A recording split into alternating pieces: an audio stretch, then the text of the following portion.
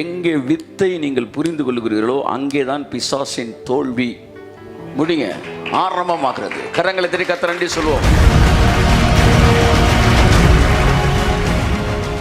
கிறிஸ்துவ வாழ்க்கை என்பது செயல்பாட்டின் அடிப்படையில் அல்ல, கிறிஸ்துவ வாழ்க்கை என்பது வித்தின் அடிப்படையில் இருக்கிறது. என் அன்புக்குரியவர்களே, ஒருவன் தேவனால் பிறந்திருப்பானே, ஆனால் இந்த உலகம் அவனை மேற்கொள்ள முடியாது.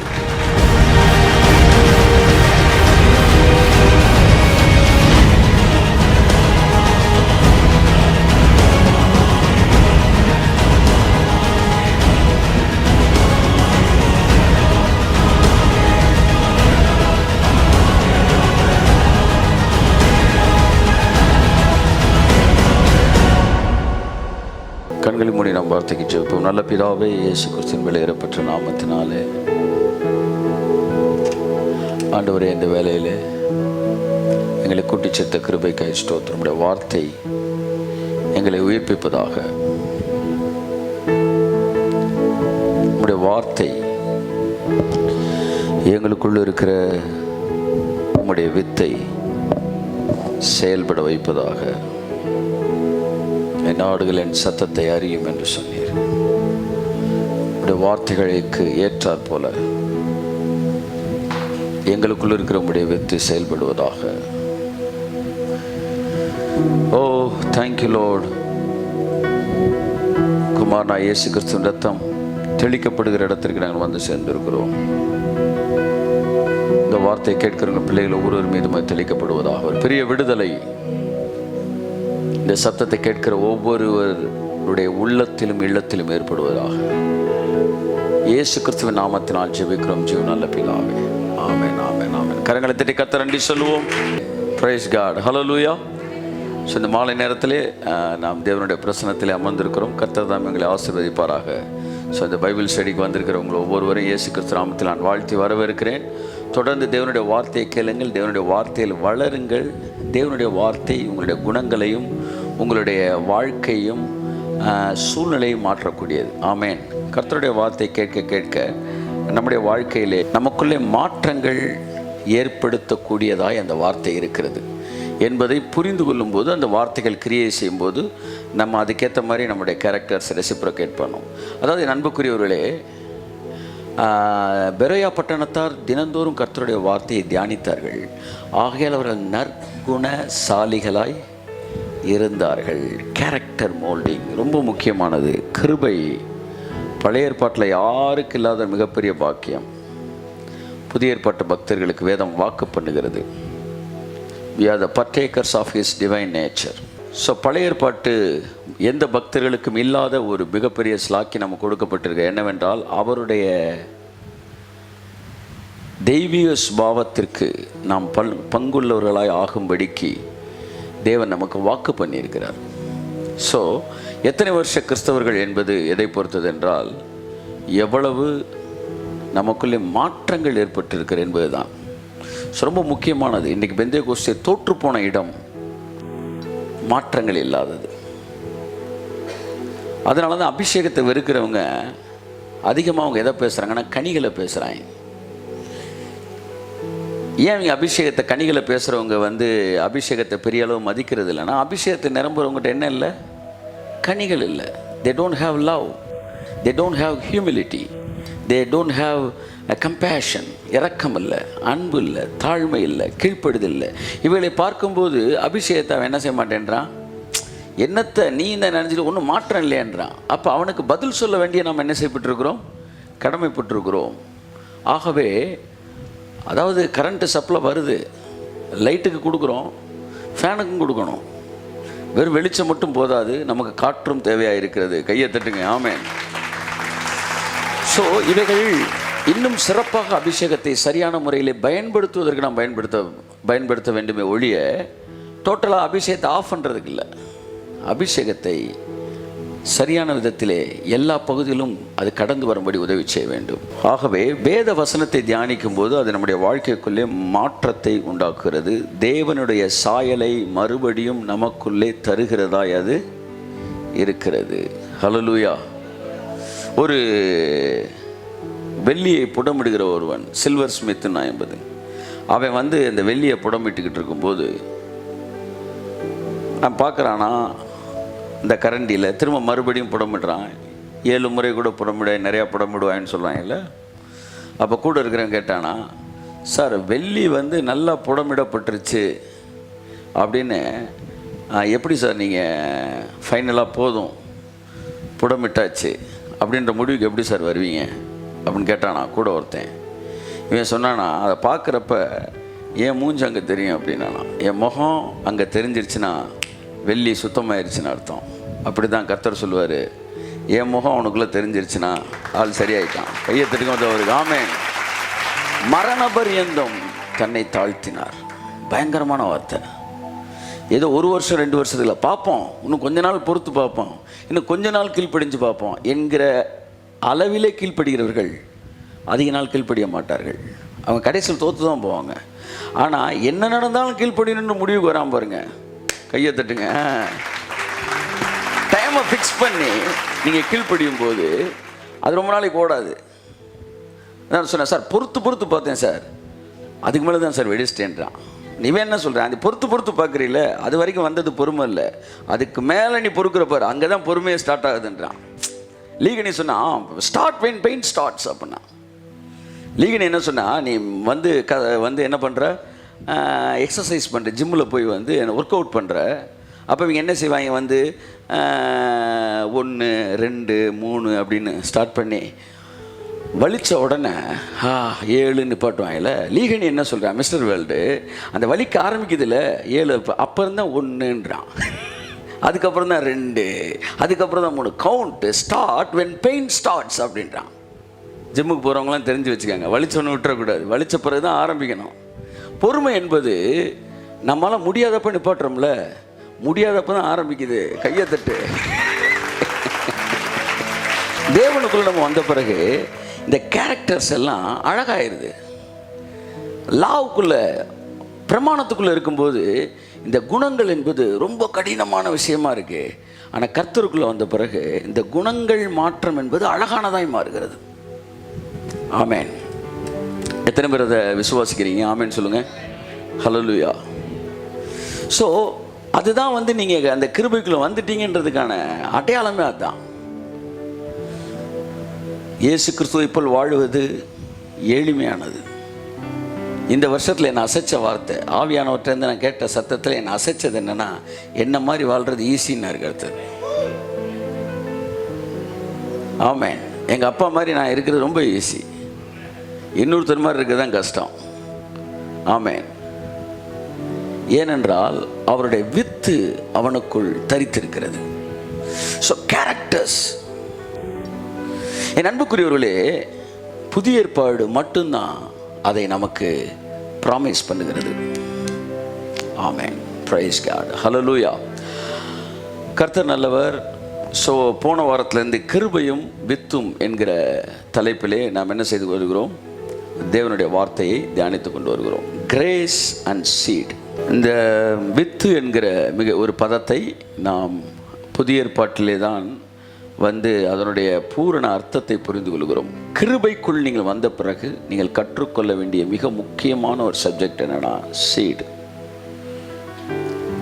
பிள்ளை, தேவனுடைய வித்து என்பதை நீங்கள் புரிந்து கொள்ளும் போது தான் கிருபையில் இருக்கிற மிகப்பெரிய ஆசீர்வாதமே தான். ஆமேன். ஆமேன்.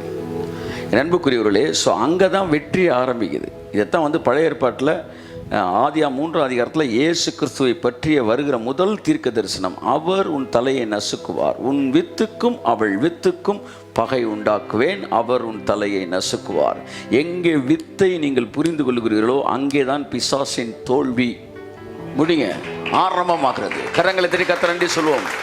When only you understand the power of seed, the nature of seed, ஒரு வித்தின் வல்லமையை நீங்கள் புரிந்து கொள்ளும் போதுதான் பிசாசின் தோல்வி அங்கே ஆரம்பமாகிறது. கிறிஸ்துவ வாழ்க்கை என்பது செயல்பாட்டின் அடிப்படையில் அல்ல, கிறிஸ்துவ வாழ்க்கை என்பது வித்தின் அடிப்படையில் இருக்கிறது. இந்த மாலை வேளையில் இயேசு கிறிஸ்துவின் வித்துகளாய் உங்களை நான் பார்க்கிறேன், அவருடைய சீடா உங்களை நான் பார்க்கிறேன். என் அன்புக்குரியவர்களே, ஒருவன் தேவனால் பிறந்திருப்பானே, ஆனால் இந்த உலகம் அவனை மேற்கொள்ள முடியாது, இந்த உலகம் அவனை ஜெயிக்க முடியாது.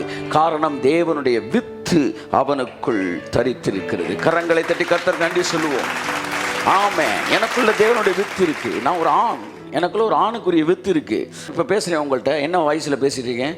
ஜென்ஸ் வயசில், மேல் வயசில் பேசிகிட்டு இருக்கிறேன். நான் தூங்கி எந்திரிச்ச உடனே டக்குன்னு ஃபீமேல் வயசில் நான் பேசிகிட்டு இருக்கிறேன். இல்லை, தூங்கி எந்திரிச்ச பிறகும் என் வாய்ஸ் வந்து மேல் வாய்ஸ் தான்.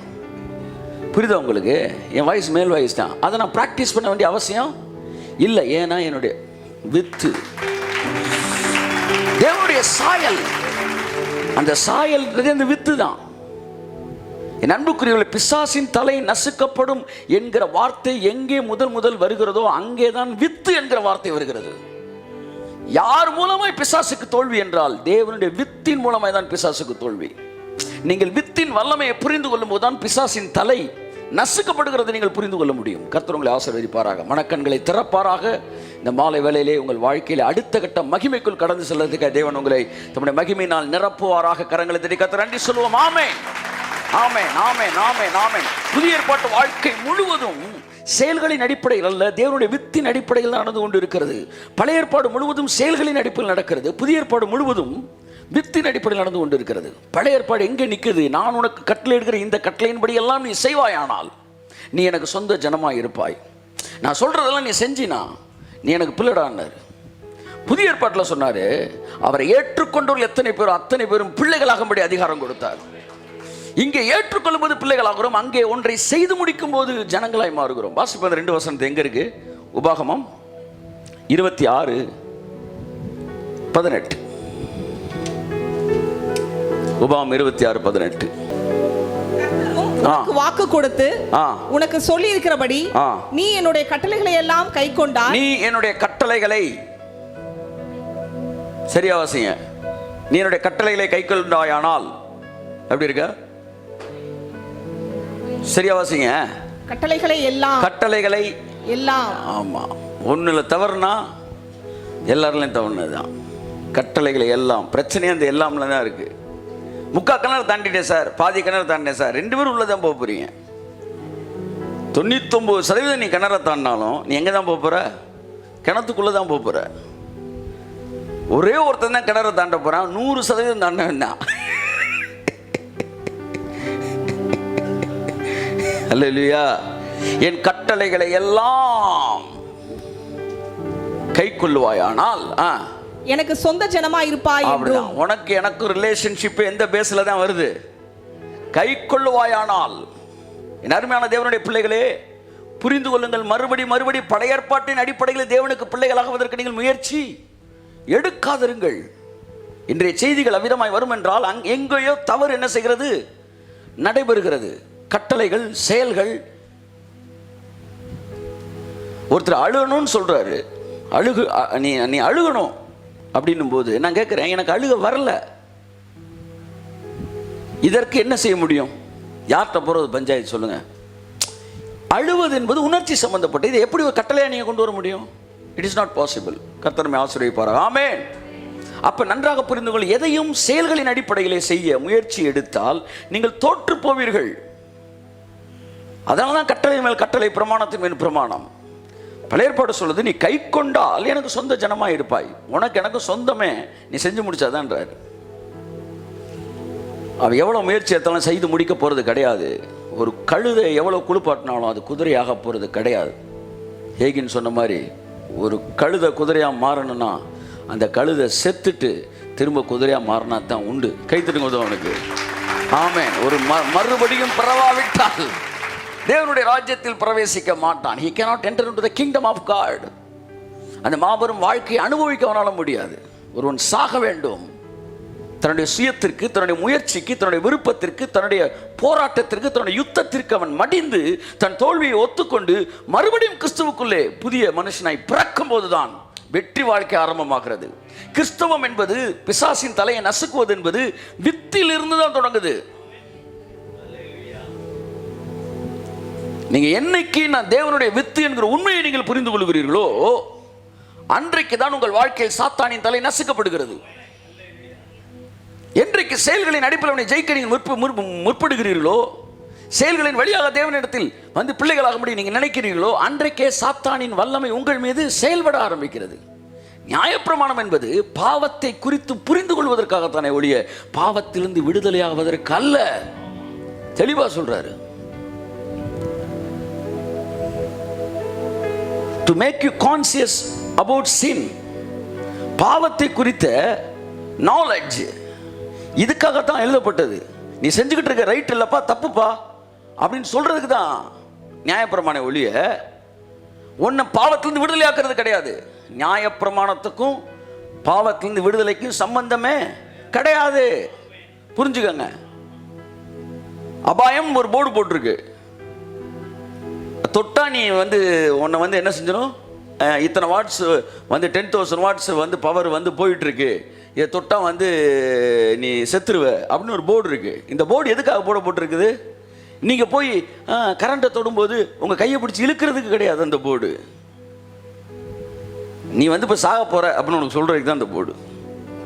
நியாயப்பிரமாணம் நம்மை விடுதலையாக்குவதற்கல்ல, நம்மை எச்சரிப்பதற்கும் நாம் யார் என்பது புரிந்து கொள்வதற்கும் நாம் ஏற்கனவே ஒரு அடிமைத்தனத்துக்குள் இருக்கிறோம் என்பதை நமக்கு காட்டும்படிக்கும் நமக்கு ஒரு மேசியா தேவை என்பதை சொல்லும்படிக்கும் நியாயப்பிரமாணம் கொடுக்கப்பட்டது. கைத்தறிக்கு பைபிளில் பிரமாணம்னாலே மோசையின் பிரமாணம் மட்டும் கிடையாது. ஏறக்குறைய 14 பிரமாணங்கள், எனக்கு தெரிஞ்ச 14 மேற்பட்ட பிரமாணங்கள் இருக்கிறது இயற்கை பிரமாணத்திலிருந்து.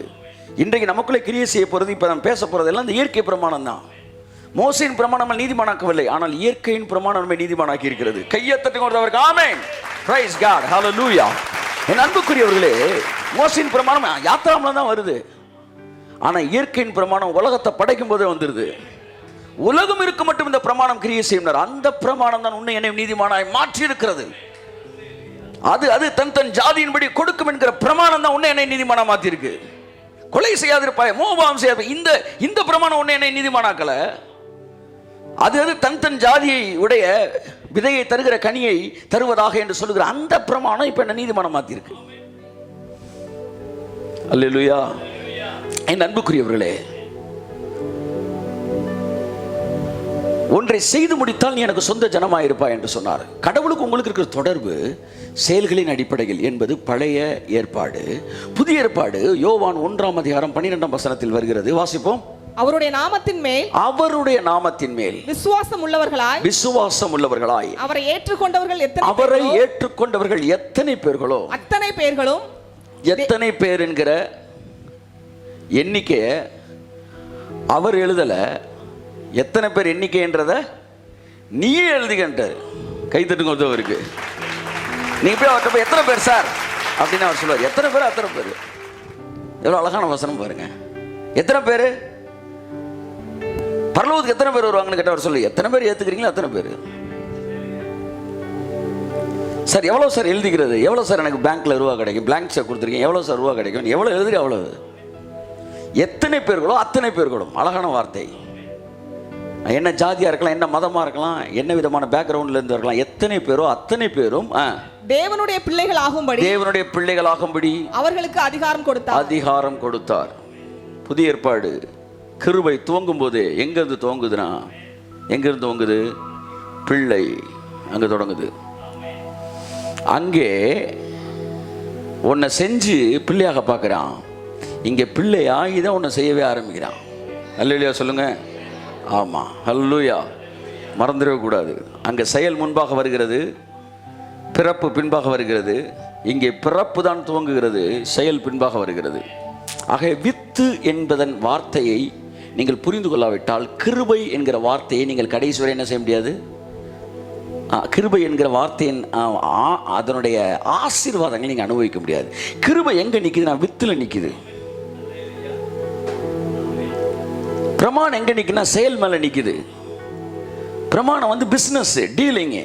இங்கே வித்து வந்து சுதந்திரம், இலவசம். கை தட்டுங்க.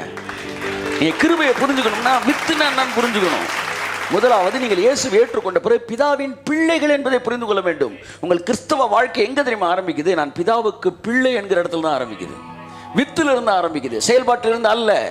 எப்ப நீங்க வந்தீங்கன்னாலும் வித்தின் அடிப்படையில் தான் பிதாட்ட வரணும். கை தட்டுங்க ஒருத்தவருக்கு. வித்தின் அடிப்படையில் பிதாட்ட வரணும். நான் வித்து. கை தட்டு. ஆமென், ஆமென். நான் வித்து வந்திருக்கிறேன். நாங்களுடைய கரத்தின் கிரியைகள் என்பதை நினைத்தருளும். எதை வேணாலும் நீங்க மறந்துருங்க. நான் நல்லவன் கெட்டவன் 1000 பேசுங்க, என்ன படைச்சிங்க நீங்க, உங்க வித்து நானு, அதை மட்டும் மறந்துடாங்கன்றான். கையை தட்டுவது அவருக்கு. அதன் அடிப்படையில் வாருங்கள். உபவாசத்தின் அடிப்படையில் அல்ல, ஜெபத்தின் அடிப்படையில் அல்ல, பரிசுத்தத்தின் அடிப்படையில் அல்ல, தியாகத்தின் அடிப்படையில் அல்ல, உங்கள் செயல்களின் அடிப்படையில் அல்ல, வித்தின் அடிப்படையில் வாருங்கள்.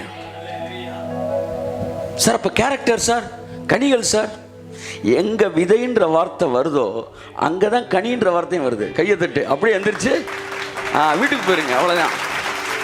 விதை இருந்தாலே கனி வந்துடும். கனி விதை 2 வார்த்தையும் ஒரே வசனத்துல தொடங்குது. எப்ப திரும்ப வாழ்க்கையில கனி வரும்? எப்ப நீ விதைன்றதை புரிஞ்சுக்கிறியோ அப்பதான் உனக்குள்ள கனி வரும். வித்துட்டு தான் சார் கனியா வரும். ஆமா, என்னென்னமோ பண்றாங்க. கனி ஆர்டிபிஷியலா செய்ய முடியுதா? ஜூஸ் ஆர்டிபிஷியலா செய்யறாங்க. கனி எங்கேயாச்சும் ஆர்டிபிஷியலா செஞ்சிருக்காங்களா?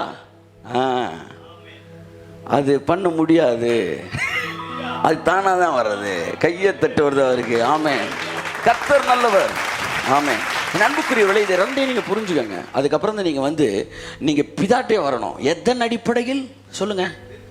வித்தின் அடிப்படையில், செயல்களின் அடிப்படையில் அல்ல, உங்கள் தியாகத்தின் அடிப்படையில் அல்ல. பிதாவே உங்க வித்து வந்திருக்கிறேன். கையை தட்டுங்க ஒருத்தவருக்கு. ஒரு தடவை சொல்லுங்க எல்லாரும், பிதாவே உங்க வித்து வந்திருக்கிறேன், பிதாவே உங்க வித்து வந்திருக்கிறேன், பிதாவே உங்க வித்து வந்திருக்கிறேன். பழைய ஏற்பாடு முழுவதும் ஜெபங்கள் தேவனே என்று ஆரம்பிக்கப்பட்டது. புதிய ஏற்பாடு மட்டும்தான் பிதாவே ஆரம்பிக்குது. ஏனென்றால் புதிய ஏற்பாடு முழுவதும் வித்தின் அடிப்படையில் ஏற்பட்டது, எழுதப்பட்டது. வித்து. நீங்கள் ஜெபம் பண்ண வேண்டிய விதமாவது, பரலோகத்தில் இருக்கிற எங்கள் பிதாவே. கையை தட்டுங்க அவருக்கு. அதோடு ஆஃப் ஆயிட்டான். அம்புட்டு வரும். பரிசையன் சொல்லி கொடுத்தான், யோவான் சான் சொல்லி கொடுத்தான் ஜெபம். இவங்க எல்லாம் சொல்லி கொடுத்த ஜெபத்தில் இல்லாத ஒரு வார்த்தை இயேசுவின் ஜெபத்தில் தொடங்குகிறது. எங்கள் பிதாவே. என் பிதாவேன்னு கூட சொல்ல பாருங்க. எங்கள் பிதாவே என்ன அர்த்தம்? எனக்கு என்ன உரிமை இருக்கோ இவனுக்கு அந்த உரிமை இருக்குன்னு அர்த்தம். எங்கள் பிதாவே சொல்லுங்க. எங்கள் பிதாவே, எங்கள் பிதாவே, எங்கள் பிதாவே. புதிய ஏற்பாட்டு ஜெபம் வித்தின் அடிப்படையில் தான் ஆரம்பிக்கிறது. இங்கதான் எல்லாம் அடி ஆகி போகுது. எதன் அடிப்படையில் உங்கள் ஜெபங்களுக்கு பதில் கொடுக்கப்படுகிறது? ஒரே ஒரு வார்த்தையின் அடிப்படையிலே. என்ன வார்த்தை? எங்கள் பிதாவே என்பதின் அடிப்படையில் கீழே இருக்கிறதெல்லாம் வருது. ரொம்ப முக்கியமானது. உள்ள நீங்க என்ன வேணாலும் எழுதிருக்கலாம்.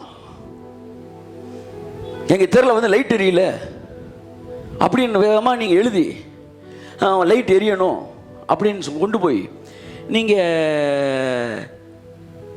ஈபி ஆபீஸ்ல கொடுக்காம நீ எங்க போய் கொடுக்குறீங்க? ரேஷன் கடையில் கொடுக்குறீங்க. அவன் சொல்லுவான் உள்ள இருக்க மேட்டர்லாம் சரி, ஆனா 2 அட்ரஸ் மட்டும் தப்பு சார் அப்படின்றான். அப்ப மேட்ரு முக்கியமா, 2 அட்ரஸ் முக்கியமா? யாருக்கு? அதான் முக்கியம். இப்ப இந்த முழு கடிதமும் யாருக்கு என்பதெல்லாம் நிக்குது. உங்க முழு ஜெபமும் இப்ப நீங்க யார்கிட்ட பேசுறீங்க அங்கதான் நிக்குது. பிதாவே, பிதாவே, பிதாவே. முழு ஜெபத்திற்கும் உயிர் கொடுக்கக்கூடிய ஒரு வார்த்தை எங்கள் பிதாவே. கரங்களை தட்டி கர்த்தரை சொல்லுவோம். நன்றா கையை தட்டி. ஆமென். இந்த எண்ணம் உங்க இருதயத்தை நிரப்பணி இயேசுவின் நாமத்தில். உங்கள் தகப்பனிடத்தில் போய், இந்த உலக பிரகாரமான தகப்பனிடத்தில் போய் ஒன்றை வாங்குவதற்கு உங்களுக்கு எந்த விதமான தகுதியும் தேவையில்லை. ஒரே ஒரு தகுதி, நீங்கள் பிள்ளை என்கிற தகுதி. அந்த எண்ணம் உங்களை நிரப்பட்டும்.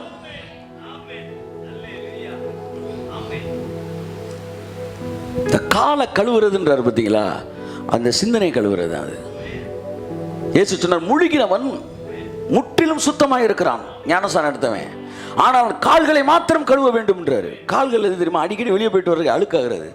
இந்த கால்கள் எது தெரியுமா? ஆவி மனுஷனுக்கு சிந்தனை தான். அடிக்கடி கண்டதை வந்துட்டு போகிறது. அதை மட்டும் கழுவிட்டே இருந்தார்.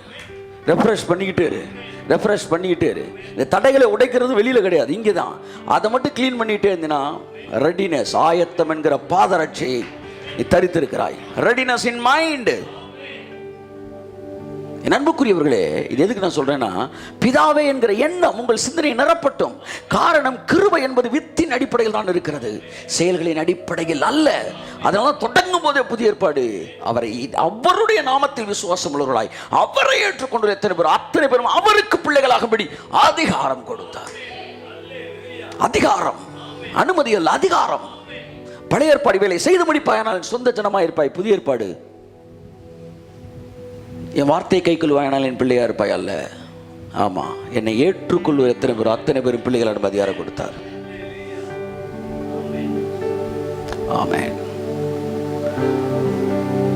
எவ்வளவுதான் ஒருத்தர் வேலை பார்த்தாலும் அவன் வித்தா மாறிட முடியாது, பிதாவுக்கு சொத்தா மாறிட முடியாது.